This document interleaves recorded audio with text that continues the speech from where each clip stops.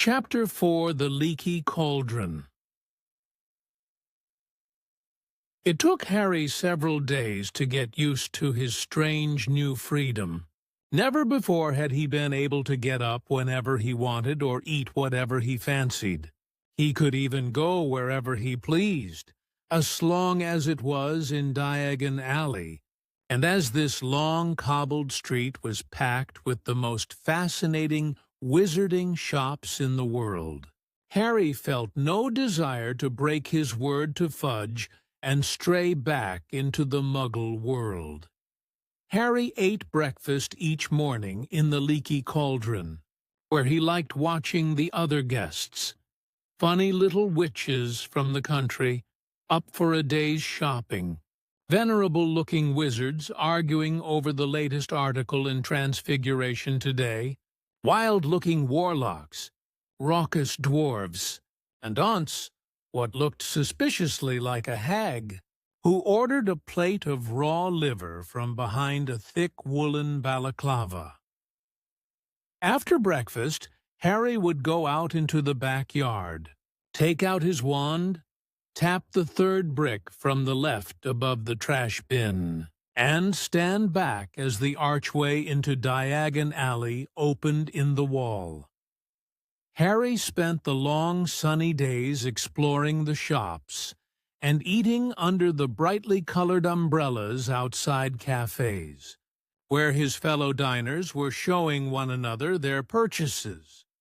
"It's a lunoscope, old boy. No more messing around with moon charts, see?" Or else discussing the case of Sirius Black. "Personally, I won't let any of the children out alone until he's back in Azkaban." Harry didn't have to do his homework under the blankets by flashlight anymore. Now he could sit in the bright sunshine outside Florian Fortescue's ice cream parlor, finishing all his essays with occasional help from Florian Fortescue himself, who, apart from knowing a great deal about medieval witch burnings, gave Harry free Sundays every half an hour. Once Harry had refilled his money bag with gold galleons, silver sickles, and bronze nuts from his vault at Gringotts. He had to exercise a lot of self-control not to spend the whole lot at once. He had to keep reminding himself that he had 5 years to go at Hogwarts, and how it would feel tosk the Dursleys for money for spellbooks. To stop himself from buying a handsome set of solid gold gobstones, a wizarding game rather like marbles, in which the stones squirt a nasty-smelling liquid into the other player's face when they lose a point. He was sorely tempted, too, by the perfect moving model of the galaxy in a large glass ball, which would have meant he never had to take another astronomy lesson. But the thing that tested Harry's resolution most appeared in his favorite shop, Quality Quidditch Supplies, a week after he'd arrived at the Leaky Cauldron. Curious to know what the crowd in the shop was staring at, Harry edged his way inside and squeezed in among the excited witches and wizards until he glimpsed a newly erected podium, on which was mounted the most magnificent broom he had ever seen in his life. Just come out. Prototype. A square-jawed wizard was telling his companion. "It's the fastest broom in the world, isn't it, Dad?"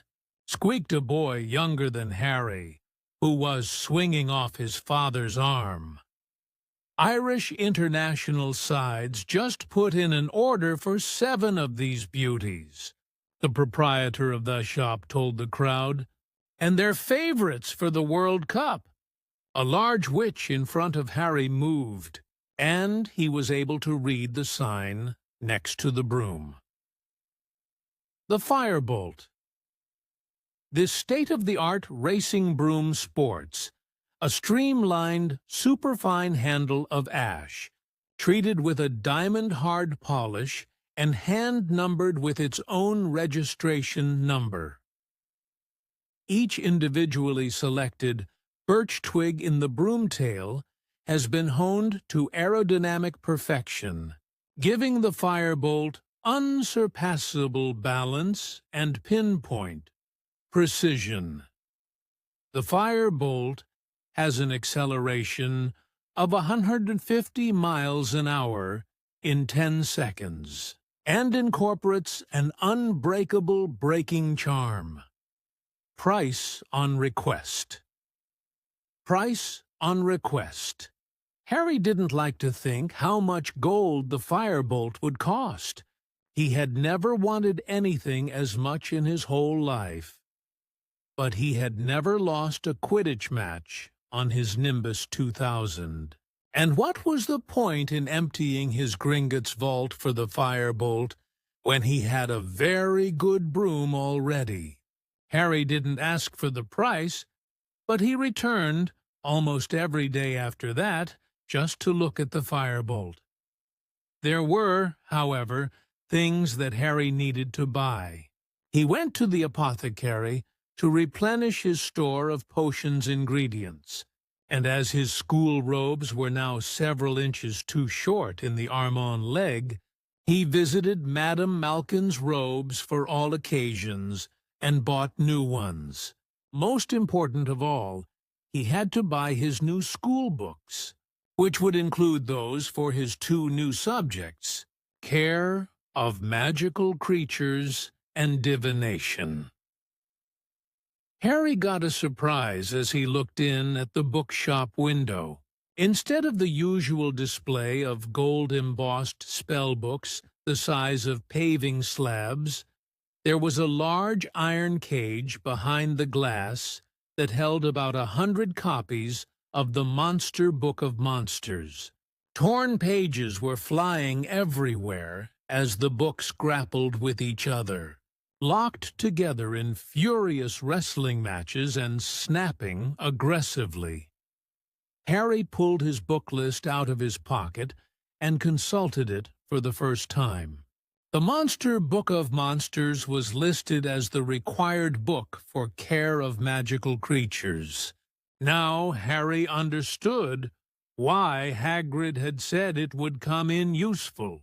He felt relieved. He had been wondering whether Hagrid wanted help with some terrifying new pet. As Harry entered Flourish and Blots, the manager came hurrying toward him. "Hogwarts?" he said abruptly. "Come to get your new books?" "Yes," said Harry. "I need—" "Get out of the way," said the manager impatiently, brushing Harry aside. He drew on a pair of very thick gloves, picked up a large, knobbly walking stick, and proceeded toward the door of the monster book's cage. "Hang on," said Harry quickly. "I've already got one of those. Have you?" A look of enormous relief spread over the manager's face. "Thank heavens for that. I've been bitten 5 times already this morning." A loud ripping noise rent the air. 2 of the monster books had seized a third and were pulling it apart. "Stop it! Stop it!" cried the manager, poking the walking stick through the bars and knocking the books apart. "I'm never stocking them again, never. It's been bedlam. I thought we'd seen the worst when we bought 200 copies of the Invisible Book of Invisibility. Cost a fortune, and we never found them. Well, is there anything else I can help you with?" "Yes," said Harry, looking down his book list. "I need Unfogging the Future by Cassandra Vablatsky." "Ah, starting divination, are you?" said the manager, stripping off his gloves and leading Harry into the back of the shop, where there was a corner devoted to fortune-telling. A small table was stacked with volumes such as Predicting the Unpredictable, Insulate Yourself Against Shocks and Broken Balls, When Fortunes Turn Foul. "Here you are," said the manager, who had climbed a set of steps to take down a thick black-bound book, Unfogging the Future. Very good guide to all your basic fortune-telling methods. Palmistry, crystal balls, bird entrails. But Harry wasn't listening. His eyes had fallen on another book, which was among a display on a small table. Death Omens. What to do when you know the worst is coming.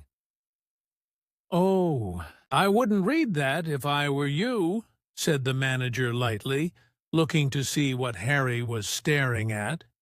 "You'll start seeing death omens everywhere. It's enough to frighten anyone to death."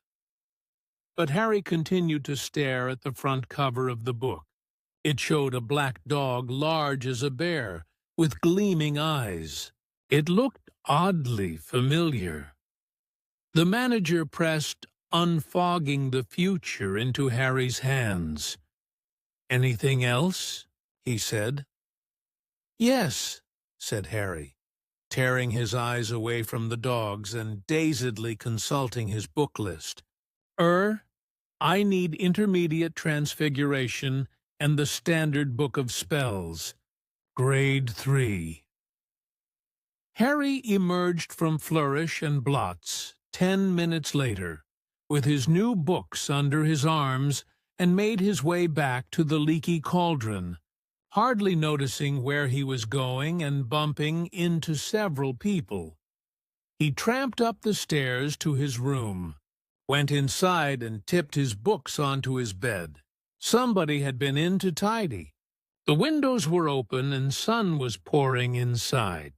Harry could hear the buses rolling by in the unseen muggle street behind him and the sound of the invisible crowd below in Diagon Alley.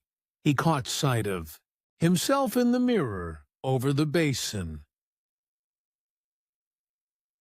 "Chadridun can't have been a death omen," he told his reflection defiantly.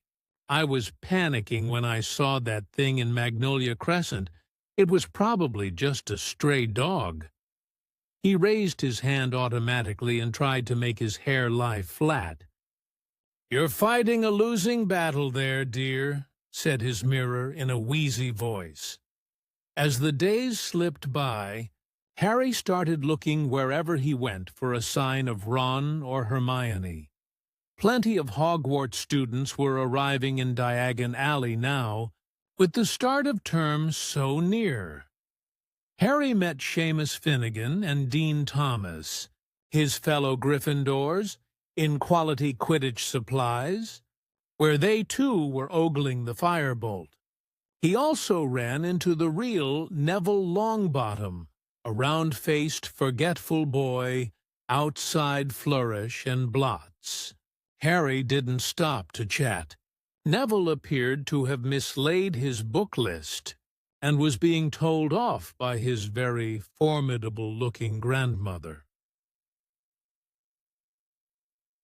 Harry hoped she never found out that he'd pretended to be Neville while on the run from the Ministry of Magic. Harry woke on the last day of the holidays, thinking that he would at least meet Ron and Hermione tomorrow on the Hogwarts Express. He got up, dressed, went for a last look at the firebolt, and was just wondering where he'd have lunch when someone yelled his name, and he turned. "Harry! Harry!" They were there, both of them, sitting outside Florian Fortescue's ice cream parlor. Ron looking incredibly fresh. "Finally," said Ron, grinning at Harry as he sat down. "We went to the Leaky Cauldron, but they said you'd left. And we went to Flourish and Blots and Madame Malkin's, and I got all my school stuff last week," Harry explained. "And how come you knew I'm staying at the Leaky Cauldron?" "Dad," said Ron simply. "Mr. Weasley, who worked at the Ministry of Magic, would of course have heard the whole story of what had happened to Aunt Marge." "Did you really blow up your aunt?" "Harry," said Hermione in a very serious voice. "I didn't mean to," said Harry, while Ron roared with laughter. "I just lost control." "It's not funny, Ron," said Hermione sharply. "Honestly, I'm amazed Harry wasn't expelled." "So am I," admitted Harry. "Forget expelled. I thought I was going to be arrested." He looked at Ron. "Your dad doesn't know why Fudge let me off, does he?" "Probably 'cause it's you, isn't it?" shrugged Ron, still chuckling. "Famous Harry Potter and all that. I'd hate to see what the ministry'd do to me if I blew up an ant.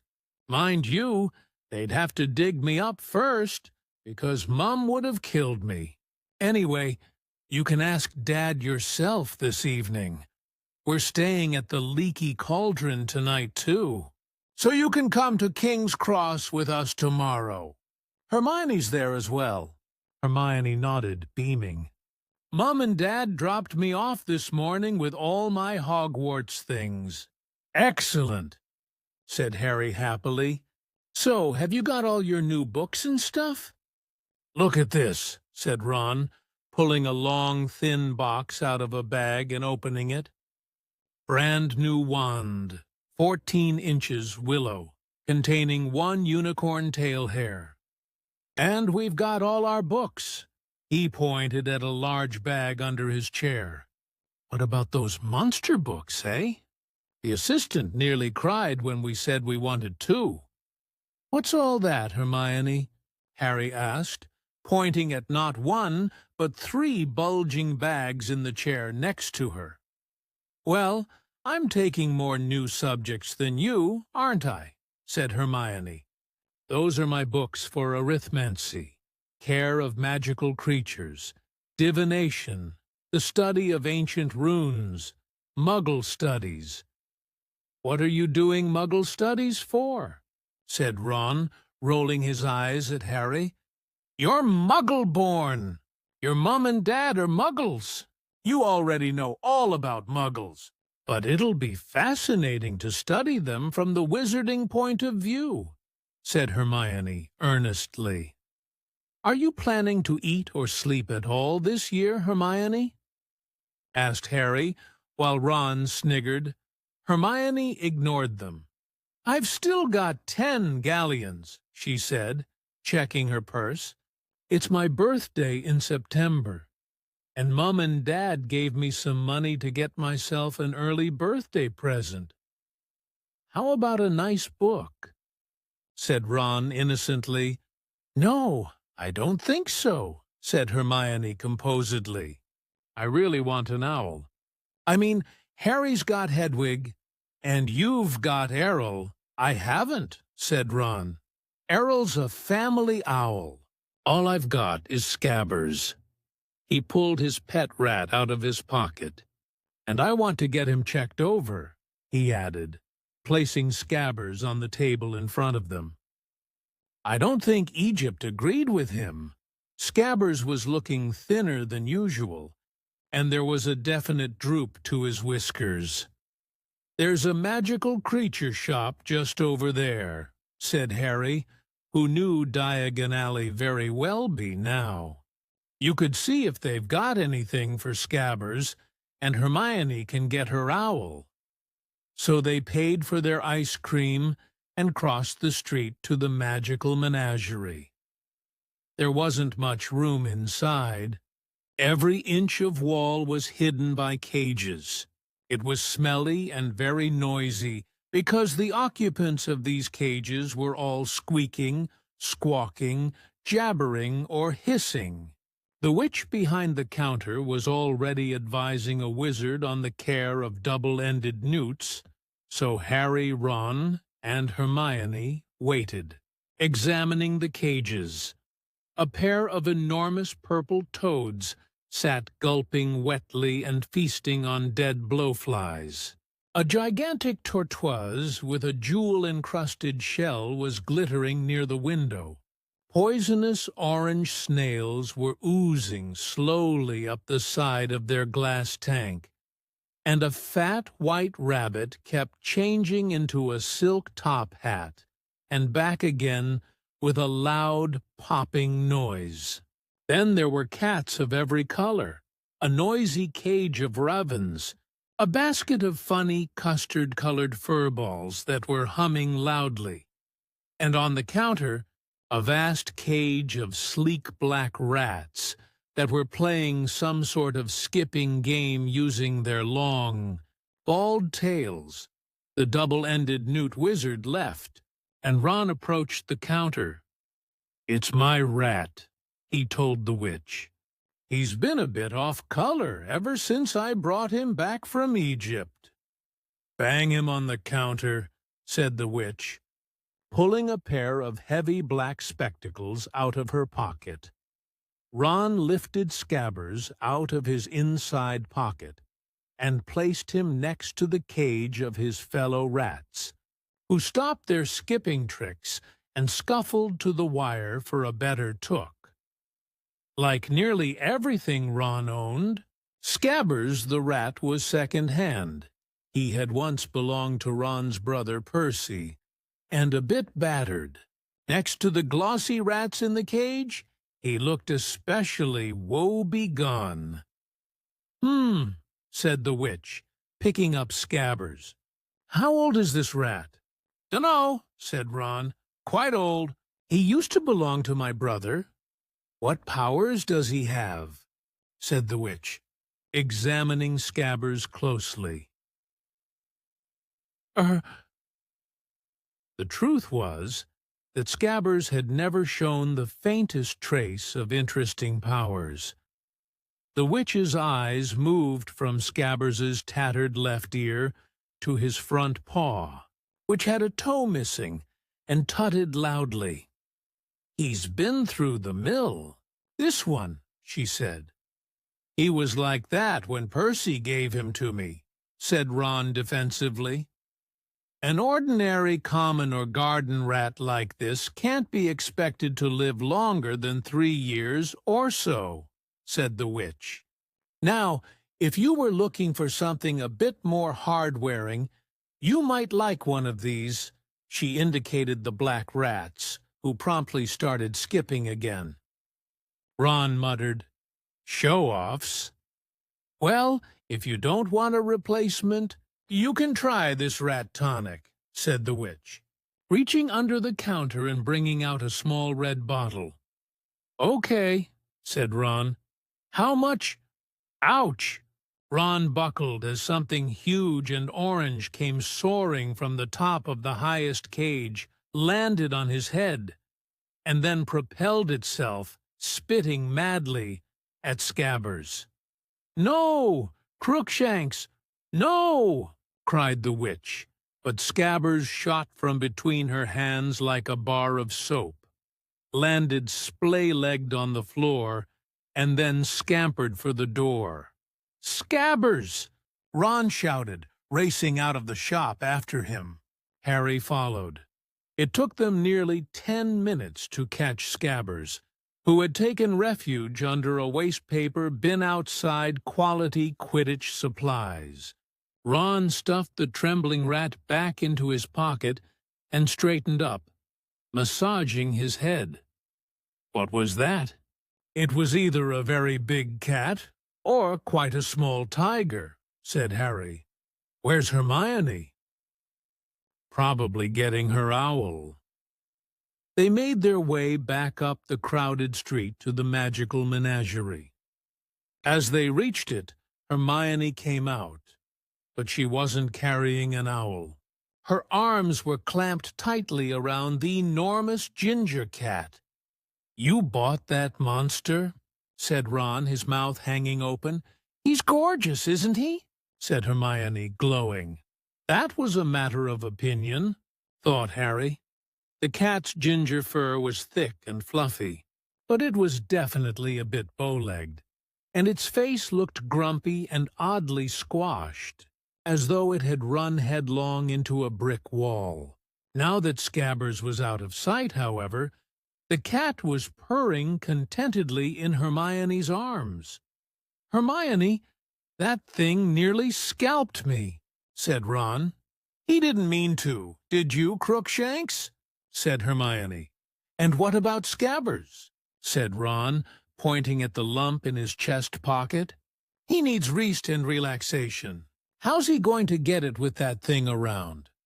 "That reminds me, you forgot your rat tonic," said Hermione, slapping the small red bottle into Ron's hand.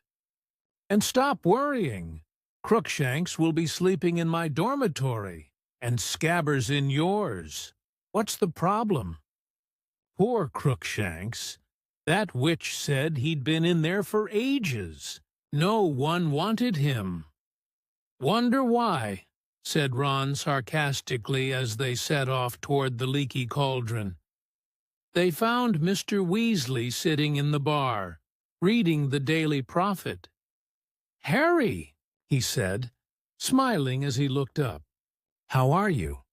"Fine, thanks," said Harry as he, Ron, and Hermione joined Mr. Weasley with their shopping. Mr. Weasley put down his paper, and Harry saw the now familiar picture of Sirius Black staring up at him. "They still haven't caught him, then?" he asked.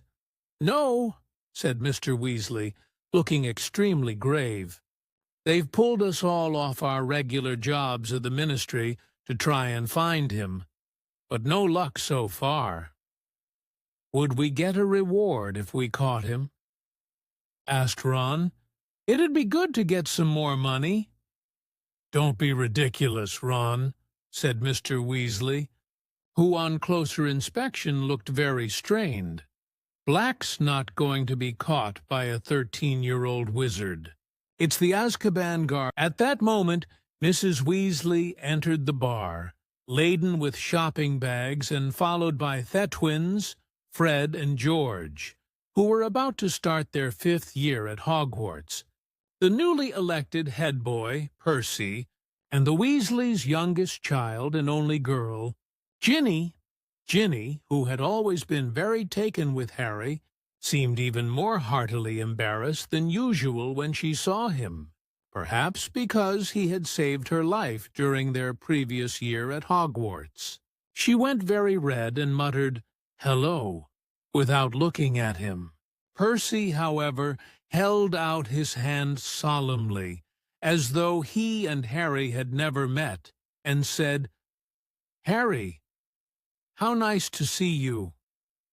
"Hello, Percy," said Harry, trying not to laugh.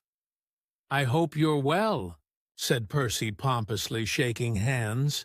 It was rather like being introduced to the mayor. "Very well, thanks." "Harry," said Fred, elbowing Percy out of the way and bowing deeply. "Simply splendid to see you, old boy." "Marvelous," said George, pushing Fred aside and seizing Harry's hand in turn. "Absolutely spiffing," Percy scowled. "That's enough now," said Mrs. Weasley. "Mum," said Fred, as though he'd only just spotted her and seizing her hand too. "How really corking to see you," I said. "That's enough," said Mrs. Weasley, depositing her shopping in an empty chair. "Hello, Harry dear. I suppose you've heard our exciting news?" She pointed to the brand-new silver badge in Percy's chest. "Second head boy in the family," she said, swelling with pride. "And last," Fred muttered under his breath. "I don't doubt that," said Mrs. Weasley, frowning suddenly. "I notice they haven't made you two prefects." "What do we want to be prefects for?" said George, looking revolted at the very idea. "It'd take all the fun out of life," Ginny giggled. "You want to set a better example for your sister," snapped Mrs. Weasley. "Ginny's got other brothers to set her an example, Mother," said Percy loftily. "I'm going up Tochinge for dinner." He disappeared, and George heaved a sigh. "We tried to shut him in a pyramid," he told Harry, "but Mum spotted us."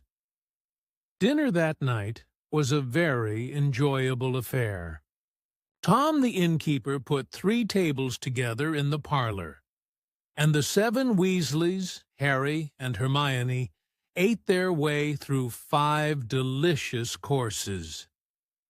"How are we getting to King's Cross tomorrow, Dad?" asked Fred as they dug into a sumptuous chocolate pudding.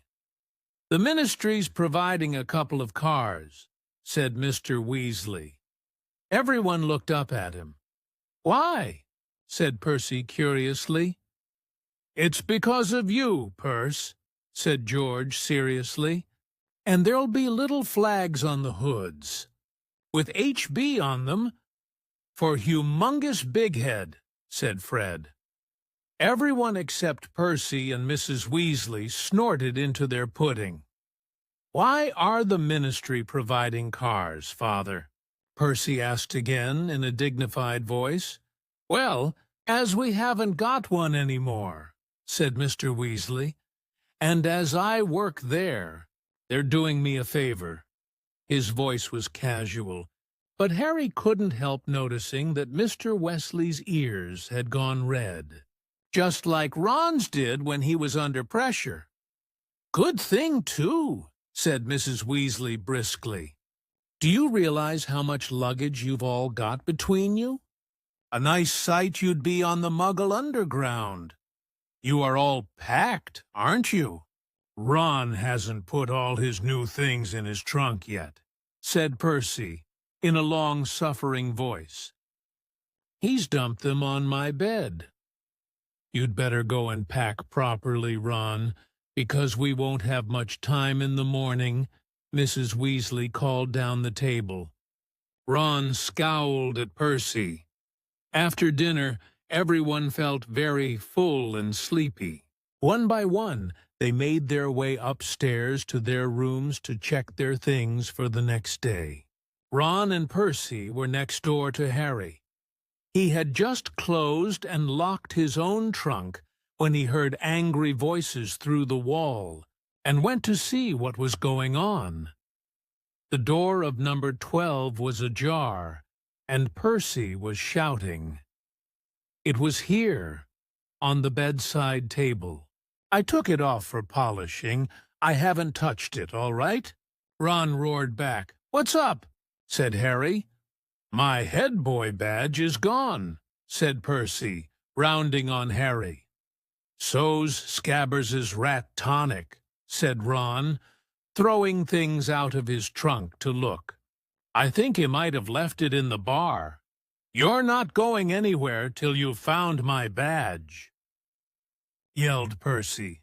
"I'll get Scabbers's stuff. I'm packed," Harry said to Ron, and he went downstairs. Harry was halfway along the passage to the bar, which was now very dark, when he heard another pair of angry voices coming from the parlor. A second later, he recognized them as Mr. and Mrs. Weasley's. He hesitated, not wanting them to know he'd heard them arguing, when the sound of his own name made him stop, then move closer to the parlor door. "Makes no sense not to tell him," Mr. Weasley was saying heatedly. "Harry's got a right to know. I've tried to tell Fudge, but he insists on treating Harry like a child. He's 13 years old, and—" "Arthur, the truth would terrify him," said Mrs. Weasley shrilly. "Do you really want to send Harry back to school with that hanging over him? For heaven's sake, he's happy not knowing." "I don't want to make him miserable. I want to put him on his guard," retorted Mr. Weasley. "You know what Harry and Ron are like, wandering off by themselves. They've even ended up in the Forbidden Forest. But Harry mustn't do that this year. When I think what could have happened to him that night, he ran away from home. If the night bus hadn't picked him up, I'm prepared to bet he would have been dead before the ministry found him.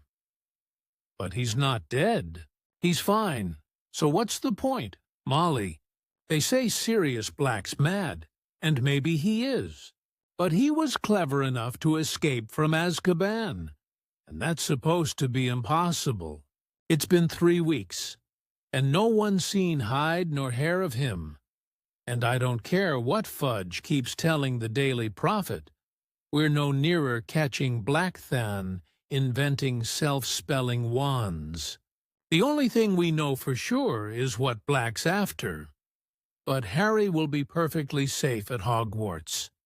We thought Azkaban was perfectly safe. If Black can break out of Azkaban, he can break into Hogwarts. But no one's really sure that Black's after Harry. There was a thud on wood, and Harry was sure Mr. Weasley had banged his fist on the table. "Molly, how many times do I have to tell you?" They didn't report it in the press because Fudge wanted it kept quiet, but Fudge went out to Azkaban the night Black escaped. The guards told Fudge that Black's been talking in his sleep for a while now.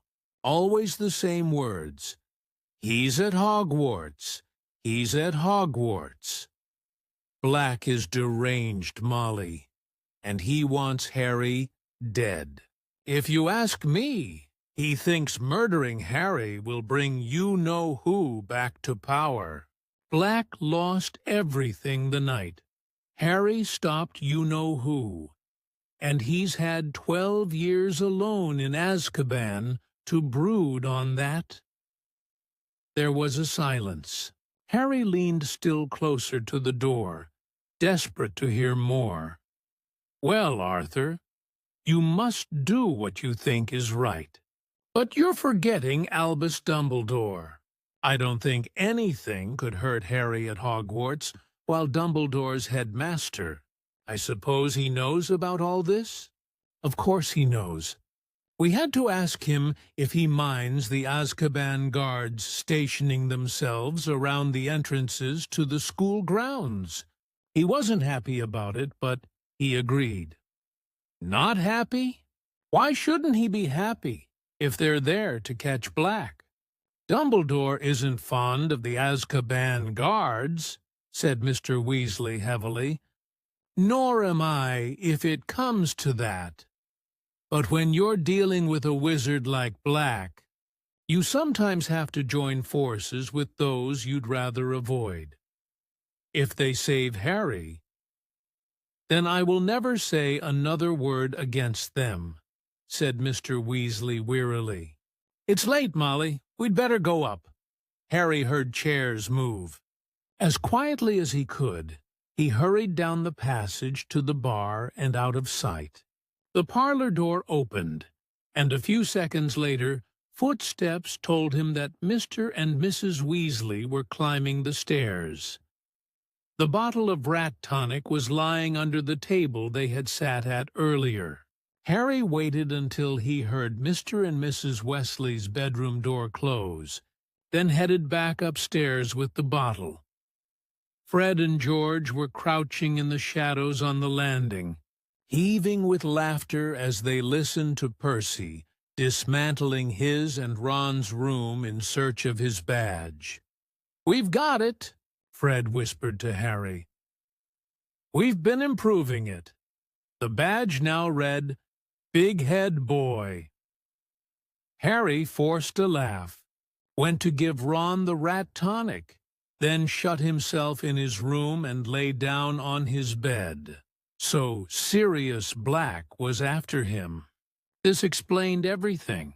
Fudge had been lenient with him because he was so relieved to find him alive. He'd made Harry promise to stay in Diagon Alley, where there were plenty of wizards to keep an eye on him, and he was sending 2 ministry cars to take them all to the station tomorrow, so that the Weasleys could look after Harry until he was on the train.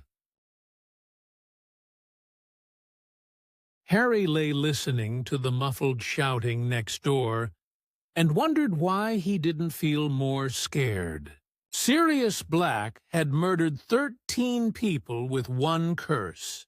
Mr. and Mrs. Weasley obviously thought Harry would be panic-stricken if he knew the truth, But Harry happened to agree wholeheartedly with Mrs. Weasley that the safest place on Earth was wherever Albus Dumbledore happened to be. Didn't people always say that Dumbledore was the only person Lord Voldemort had ever been afraid of? Surely Black, as Voldemort's right-hand man, would be just as frightened of him. And then there were these Azkaban guards everyone kept talking about. They seemed to scare most people senseless. And if they were stationed all around the school, Black's chances of getting inside seemed very remote. No, all in all, the thing that bothered Harry most was the fact that his chances of visiting Hogsmeade now looked like zero. Nobody would want Harry to leave the safety of the castle until Black was caught. In fact, Harry suspected his every move would be carefully watched until the danger had passed. He scowled at the dark ceiling. Did they think he couldn't look after himself? He'd escaped Lord Voldemort 3 times. He wasn't completely useless. Unbidden, the image of the beast in the shadows of Magnolia Crescent crossed his mind. What to do when you know the worst is coming? "I'm not going to be murdered," Harry said out loud. "That's the spirit, dear," said his mirror sleepily.